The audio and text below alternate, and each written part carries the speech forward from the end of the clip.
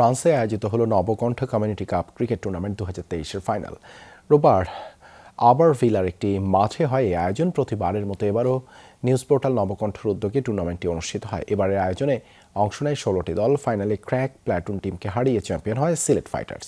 এদিন Sylhet fighters cricket ক্লাবের captain Adnan century করেন। 257 রানের টার্গেট ব্যাটিং করতে নেমে 137 রানে অল আউট হয়ে যায় ক্র্যাক প্ল্যাটুন। খেলা শেষে নবকণ্ঠ সম্পাদক আবু তাহিরের পরিচালনায় পুরস্কার বিতরণী অনুষ্ঠানের প্রধান অতিথি হিসেবে উপস্থিত ছিলেন শাহ গ্রুপের চেয়ারম্যান সত্তার আলী সুমন। তরুণদের সঠিক পথে এবং প্রাণোচ্ছল রাখতে নিয়মিতভাবে ভবিষ্যতেও এমন আয়োজনের প্রত্যাশা ব্যক্ত করেন তারা। এ সময় আরও উপস্থিত ছিলেন হেলাল আহমেদ, লুৎফর রহমান বাবু সহ কমিউনিটির নেতৃবৃন্দ। এবার টুর্নামেন্টের স্পন্সর ছিল আইসা, বিডি মোবালিয়া, এনএস ডেকো মোবো সহ বেশ কয়েকটি বাংলাদেশি ব্যবসা প্রতিষ্ঠান। আমি প্রত্যাশা রাখি ফ্রান্সে প্রবাসী যে ইয়াং জেনারেশন এখন আছেন তার মধ্যে অনেক ভালো ভালো ক্রিকেটার আছেন।